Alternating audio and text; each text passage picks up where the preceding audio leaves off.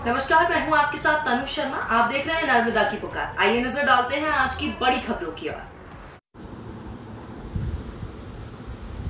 सरकारी धान से भरे 2 ट्रक पकड़वाए, विपणन डीएमओ कार्रवाई पर मौन। आखिर कब तक कस्टम मिलिंग के नाम पर धान की चलेगी कालाबाजारी।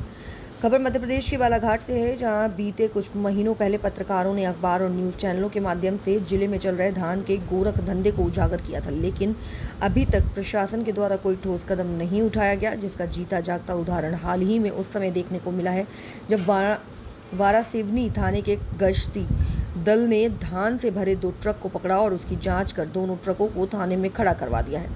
इन 2 ट्रकों पर कार्रवाई करने के लिए जिला प्रशासन के जिम्मेदार आला अधिकारी पल्ला झाड़ रहे हैं। आपको बता दें कि 16 अगस्त को वारासिवनी तुमाड़ी के धार्मिक वेयरहाउस से आरओ कटवाकर अनुबंधित rice millers Shri Radhe agro industry Ramgarh Chhindwara के 1-2 ट्रक धान परिवहन होने निकले थे, लेकिन दोनों ट्रक छिंदवाड़ा की ओर न जाते हुए विपरीत दिशा में मेहंदीवाड़ा की ओर जा रहे थे। इसी बीच में ट्रक रोककर कुछ बोरों को खाली किया जा रहा था। तभी गश्ती में तैनात पुलिसकर्मियों ने रात्रि में देख लिया और ट्रक चालकों से पूछताछ की। जब ट्रक चालकों ने बताया कि वह लोग तुमाड़ी से धान लोड करके छिंदवाड़ा के लिए निकले थे, किंतु वहां न जाकर मेहंदीवाड़ा स्थित राइस मिल में ट्रक खाली करने वाले थे, जिसके बाद पुलिस ने दोनों ट्रकों क्रमांक MP 16H0664 व क्रमांक HR 668137 को जब्त कर थाने में खड़ा करवाया, जिसकी सूचना प्रशासन को दी गई, जहां कलेक्टर मृणाल मीणा को सूचना मिलने पर उन्होंने तत्काल कार्रवाई के निर्देश दिए।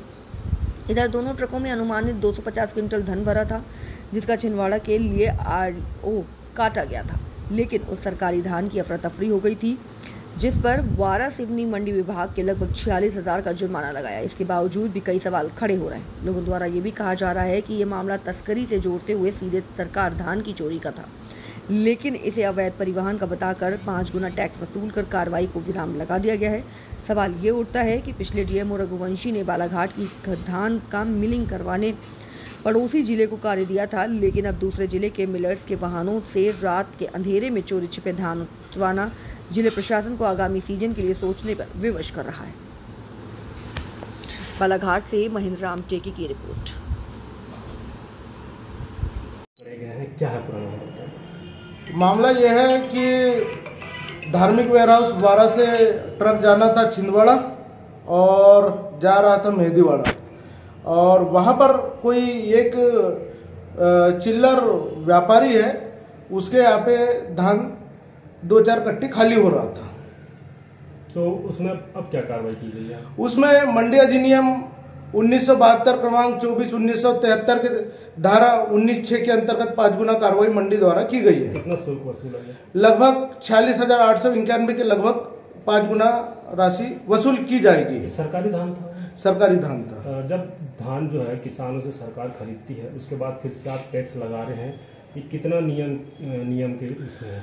ये क्या है, जब मंडी अधिनियम का उल्लंघन होगा, मंडी अधिनियम की धारा 19(6) का उल्लंघन होगा, तो चाहे मंडी फीस दे हो चाहे न दे हो, उस पर 5 गुना राशि मंडी को वसूलने का अधिकार। ऐसे में तो शासकीय धान फिर कोई भी ले जा सकता है। शासकीय धान, यही तो उसमें कंट्रोल है। कंट्रोल इसी 19(6) के द्वारा मंडी को पावर है कि कंट्रोल करे। जब 5 गुना राशि वसूल होगी तो दोबारा वो ऐसी हरकतें नहीं करेगा। तो सिर्फ राशि वसूली का है या और भी कोई? नहीं, मंडी में तो 5 गुना कार्रवाई लास्ट कार्रवाई है। अच्छा।